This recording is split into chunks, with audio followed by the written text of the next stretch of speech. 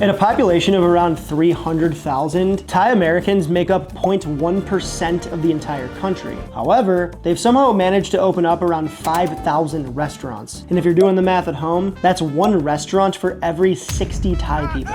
And by opening these restaurants, these savvy business owners managed to get us completely addicted to a single sweet, salty, sour, a little smoky, bird's nest of carb ropes topped with crunchy peanuts, bean sprouts, and the protein of your choice. Of course, I'm talking about Pad Thai. And I'd be willing to bet $14.34 that Pad Thai was your first, if not your favorite. What? Thai dish, that is. But the story of how this famous gateway dish came to be is a lot stranger than you'd imagine. So, come with me on this journey of dictator-imposed national rebranding, government-sanctioned noodle doctrine, and one damn fine recipe for a plate of tangy, chewy, devilishly dank Pad Thai.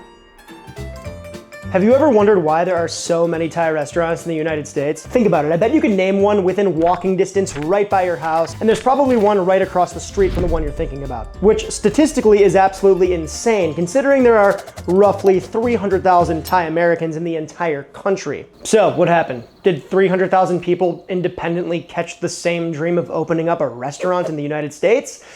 They did not. A government made it happen on purpose as official policy. And there's a good chance that the place down your street is actually somehow traced back to this exact government plan. And that worldwide blitz was actually the second time that Thailand engineered the spread of this dish, right? The first time was actually aimed at their own people, which raises the question everybody loves to ask, right? Is Pad Thai really even Thai? You're not an intellectual. You're a fake and a fraud.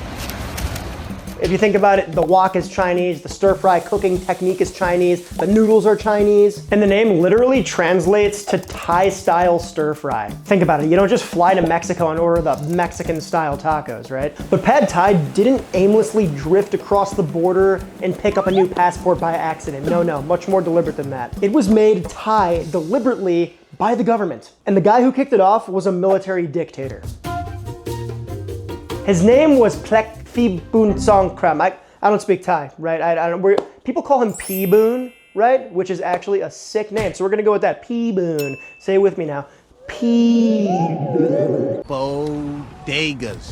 Now, Thailand was no blank slate, right? For centuries, it had been the kingdom of Siam, with a deep, ancient culture of its own. I'm definitely skipping over the nitty-gritty here, but long story short, during World War II, P. Boon seized power and decided the whole place needed a hard reset. He renamed the nation Thailand, literally land of the Thai, and set about welding a patchwork of regions, customs, and people into a single homogeneous modern nation state. And to be fair, he sort of had a reason to sweat and a reason to do this, right? He was running a country wedged between two giant European empires and was basically terrified of getting colonized. So he did what any short, Napoleon-admiring strongman does when the neighbors make him nervous. He standardized what it means to be Thai, right down to legislating the utensils you were allowed to eat with. What?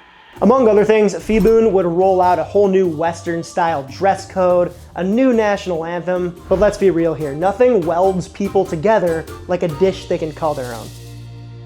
There's just one snag. Much of the food and most of the people cooking said food were from China. And P. Boon was, diplomatically speaking here, not a fan of the Chinese people, right? We're being very nice about that. At the time, the Chinese ran much of the country's businesses, right? And P. Boon's entire project was basically more or less aimed to sideline the Chinese, which makes it a little awkward to base your proud national dish on noodles that came from the very people you're showing out the door. So here's the move instead. You season those noodles with tamarind, fish sauce, dried shrimp, basically until they taste unmistakably Thai. You slap Thai in the name itself, and then you hand out the recipe as a point of national pride to your citizens. The noodles will never be found. They will never be traced back to China. Now, part of the reason why these noodles got the job as the national dish was a flood that actually wrecked their rice harvest. And to stretch the rice that survived, they ground the rice into flour to make noodles, which, again, made things go basically like twice as far. So in an act of survival, the Thai government basically commanded everybody to munch noodles, then branded it as patriotism. It's my kind of patriotism, honestly. Eat noodles, win the war. Granted, the war they were backing leaned a little fascist, but let's keep moving. So, did P. Boon personally invent Pad Thai? Nope. Absolutely not. Who knows if the man even knew how to use a microwave, if microwaves existed when he was alive, I'm not sure. Nobody actually knows who cooked it first, which is part of pad thai's whole mystique. From there, you probably think, you know, the story's done. We've been blessed with the noodles. It is not over yet. A couple of decades ago, the Thai government looked at this dish and thought, what if we ran it back? What if we did this again? But this time, targeted the entire planet. So they launched a real funded program to carpet the globe in Thai restaurants. They handed out millions of dollars in loans to basically anybody down to open a Thai spot abroad. They even drew up 3 official restaurant blueprints, ranging from, you know, food court, cheap In-N-Out type stuff to a white tablecloth, first date you can't afford type situation. They had something for everybody. The number of Thai restaurants worldwide tripled. They even built a robot with a metal tongue whose entire job was to taste Thai food and rule whether or not it sort of like passed the test and achieved the parameters. Score too low and your noodles were officially declared not Thai enough, buy a machine. Gordon Ramsay, count your days, mate. The bots are coming after you too, brother. And no, this isn't a joke, I'm not kidding, you can look it up, it's insane. Somewhere out there, a robot has eaten more pad thai than you ever will. So after all of that, the Dictator, the rebrand, the rice shortage, the judgment robot. Here's the thing about pad thai. The version that conquered, at least the United States, isn't the one that Thai people grew up eating. It's actually the export model, built to travel and to sort of please Westerners because, you know, it's a little more mild and sweeter. Which leaves us with one question. What does the real thing actually taste like? Well, we're gonna make it properly and find out. Then, we'll compare it to a local Thai spot right down the street. That was a good ass bite. All right, pad thai, guys, authentic pad thai. Before we start, I want to talk about ingredients because they're important, and unless you're very familiar with Thai food, you might, these might be new to you. Fish sauce, you know that one. This is my favorite brand here. I grew up with this one in the house, and it's really nice. Moving down the line here, shallot, shallot. You don't have to, for our intents and purposes today, be too delicate with your shallot. When you hear the word shallot, you think maybe chefy, you want to brunoise them, you want to make them into mignonette, you want to be fancy with them. It doesn't matter today. I'm just gonna cut them in half again, and then kind of cut these, I don't know, quarter rounds out of each shallot. That's gonna give us exactly what we need today. This is just firm tofu. They call it yellow tofu, right? I'm not really sure like the actual Thai name for this stuff here, but it's firmer than firm tofu. It's almost kind of like a paneer or like a hard cheese. And the outside is tinged yellow. That might just be to indicate the type of tofu it is too. Then this here, these are garlic chives. You can pick these up in most Asian markets. Very delicious stuff here. Really good in dumplings and elsewhere, but we're just gonna cut these into, I don't know, like 2-inch pieces like this, and that's gonna go in our stir fry later. Then this stuff here, man. If you're not familiar with Thai dried chilies, they be different. They're not our regular chili flakes that we have here in the US. They come from Thai bird chilies, which you might be familiar with those. Very spicy. Oof, the smell alone, you can just kind of sense that capsaicin just on your nose. Tamarind, okay. This is responsible for the tang and the sourness in pad thai. This is a very common dish in Southeast Asian cooking and other places in the world too. It's basically a pod with kind of mushy insides, right? Mushy gutty works. Basically what I like to do is take a little bit of hot or almost boiling water, pour it over our paste here and use a fork to kind of mash it into more of a workable consistency like this. Now, if you can't be bothered with this, you can buy the tamarind concentrate that tends to be a little on the runnier side. In a pinch, yes, use it, but I definitely prefer to like buy my own. Moving down the line, peanuts, you know those. I like to buy roasted, salted peanuts, put them in a Ziploc bag and basically go to town on them with a huge ass mallet, right? Like a rolling pin, mash them nice. Keep some texture on those things though. We don't want to turn it into peanut butter. We also don't want whole peanuts. Then some eggs, you know those, just whisk those up. This is palm sugar here now. Palm sugar is an unrefined sugar, you guessed it, from the palm. In my opinion, it's kind of like a super intense brown sugar. It almost tastes like there's kind of like molasses in it. You can sub that out for brown sugar if you can't find palm sugar, but you can also order it online, which by the way, a lot of this stuff is hard to find. A lot of this stuff you won't be able to order online, but a lot of it you will. And if that's the case, I'll leave links below for you in case you want to pick any of this stuff up to give this a go at home. Garlic, you know that. This is a fun one.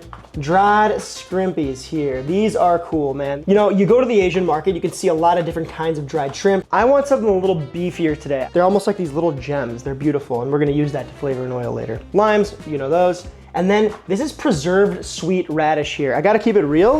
I'm not too familiar with this ingredient. Ooh, that's sweet though. Ooh, that's funky. Ooh, it's sour. Ooh, it's umami. A lot going on there. Holy poops. That's great. Yum. And then, you know, pad thai, you can get it straight up as is. You can get it with any of the proteins of choice. I think the most common one in the US here is probably chicken pad thai, right? My favorite is shrimp pad thai. I kind of splurged on the nice shrimps here. Super fresh smelling. They smell like they just got picked from the ocean here, and we are in the Midwest, baby. So what I like to do to process these is just kind of use some skizzers to clip off the legs. Sounds grim, but it kind of makes them look nice and uniform. And then I kind of clip a little bit of the tip of the nose off. The same thing on the tail. Then you're just gonna take your scissors and run it right where the head meets the body underneath and clip down on the spine of the shrimp right before you hit the tail. And then you can kind of see that vein, that line, right? It's poop. It's shrimp poop, if we're being real here. You can leave it in. If you cook it, it's literally just cooked protein. Like I said, I splurged on the nice shrimp. We're gonna do the thing. So I like to use a toothpick and kind of fish it out. It's a cool little technique. Then you're left with basically a cleaned up prawn, a cleaned up shrimp. Bean sprouts, you know these. If you're gonna buy these, right when you get home, grab a container, fill it with cold water, and store your bean sprouts in these, then put this in the fridge. If you leave them in the bag, these things last a day. If you leave them in water and change the water once every couple of days, they will last like a week, like much longer. Oh, how could I almost forget?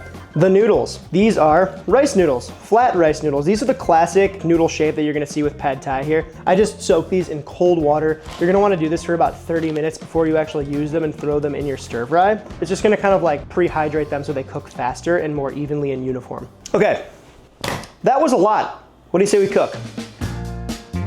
We gotta start our pad thai by making the sauce. All right, medium heat.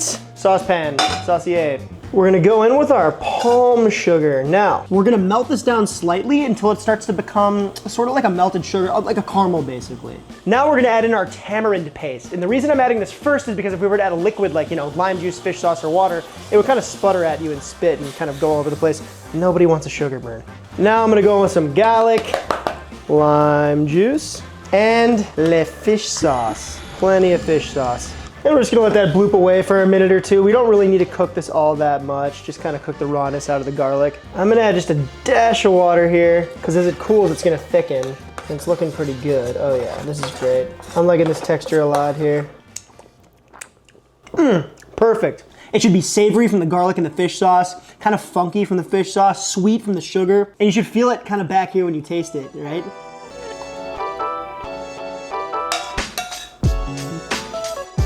All right, sauce done. Now we're gonna work on like a flavorful oil that's gonna add this super unique, like savory depth, and also we're gonna get a nice little crunchy condiment topper out of it too. All right, medium heat, saucier. Again, yes, I have 2 of these. We're gonna go with some neutral oil here and bring that up to about 275, 300 Fahrenheit. I'm gonna add the shallots in now. By doing this, they're gonna cook more uniformly together as that oil temperature rises and just kind of get a more even color. All right, we fished our shallots out, now we can add the shrimp. And you'll know when the shrimp are finished cooking because, you know, first off, they'll look crispier, right? But also, when the bubbles subside, most of the moisture has cooked off, so that's your indicator.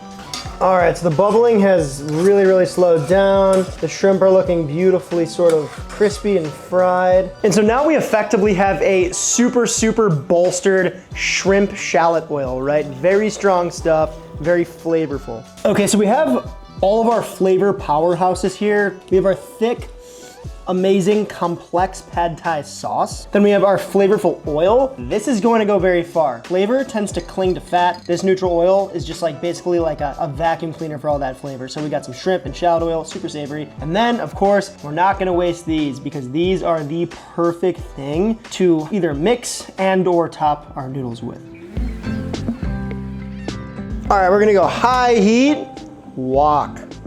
I'm just gonna pop a little neutral oil in this hot wok here, tiny bit, and just kind of wipe it out here. All right, so once we're smoking here, I'm gonna add in just a bit of our shrimp oil and the shallots. Maybe a little pinch of kosher. Now we can toss in all of our shrimp skis. Now we're really just gonna, these are big boys, right? So we're gonna cook these until they're nice and pink and cook through. I'm gonna give them some time here.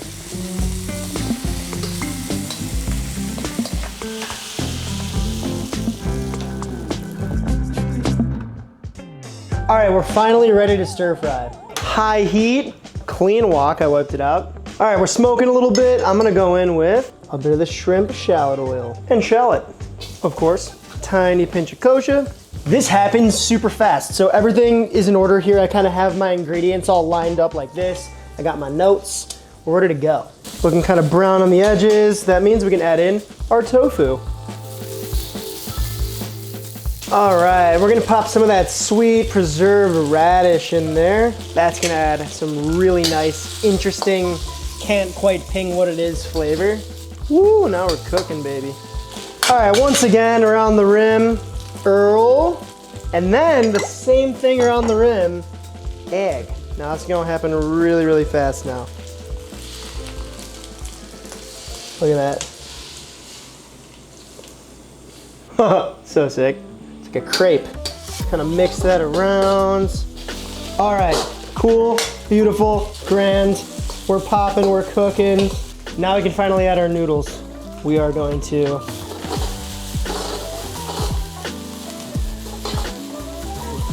beautiful. Woo-wee! Then, of course, a little bit of chili flake here. I like it spicy, but this stuff, powerful, be careful. Now we can add our sauce. This is gonna really bring most of the flavor and also change that color, add some texture.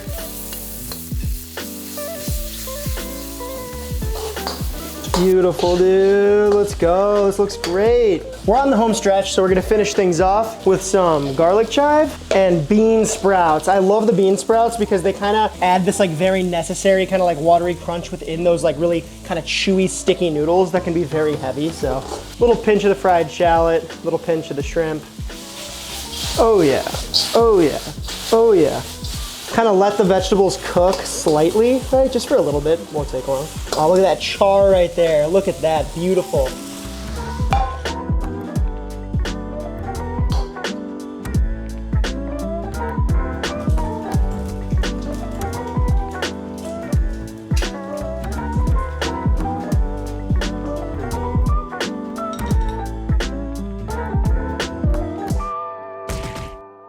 We got two things in front of us here. The one that we just made, obviously, and this one. This is the takeout from the joint down the street, right? Actually, there's literally like 3 joints within same vicinity roughly, but I just randomly chose one. And yeah, you can see here, they look a little different, right? This one, the takeout, it's a lot lighter in color. Carrot garnish action, don't hate it. Some cabbage garnish action. Looks like we got some peanuts here. The noodles look a lot thinner than pad thai noodles, right? That we were talking about with ours. I'm seeing a shrimp here, and I don't know, you tell me, that looks a little different than the ones that we have, but you know, I'm not expecting the corner store spot to have like crazy prawns. I think we try this one first because it's baseline, right? I'm just gonna kind of send it here.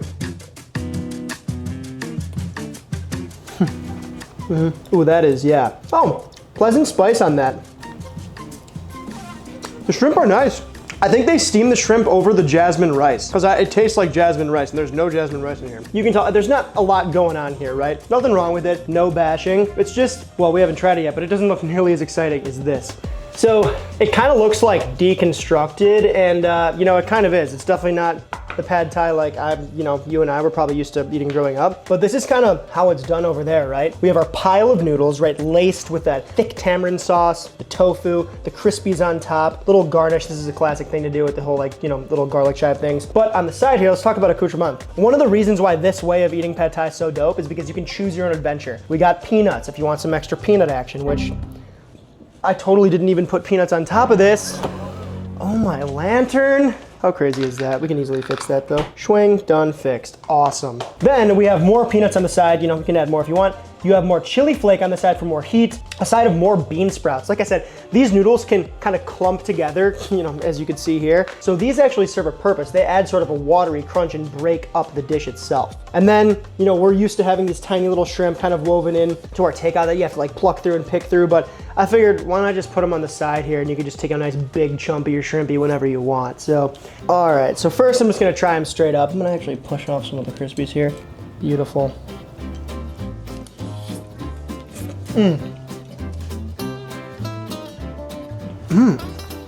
There's a lot going on here. I think the reason people really dig this dish without knowing it is that there's so much going on. It's so balanced with the acidity, the sweetness, the umami, the spiciness. It ticks all the boxes without being like overbearing, and it's straight up addicting. And of course we use that shrimp shallot oil, so I haven't even touched any shrimp yet, and I'm kind of getting that shrimp flavor in the back of the tongue there. You know what? Now, I was gonna add a little more chili. I'm feeling a little more peanut. I'm feeling a little bit of lime. Oh yeah, oh yeah, oh yeah, oh yeah. And screw it, we'll kill ourselves. Let's do a little more chili there.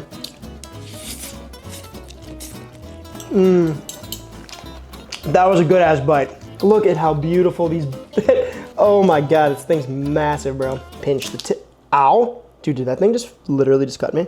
Oh my God, dude, I was attacked. Can you see that, dude? I'm bleeding. The shrimp had the last laugh, huh? We'll see about that. All right, you might want to cover your eyes if you're kind of like not into flavor. Oh my God, this is violent. Cut. I'm bleeding. I got shrimp head juice everywhere. All right. Damn. Man, that was worth the wound. This thing is like lobster tail.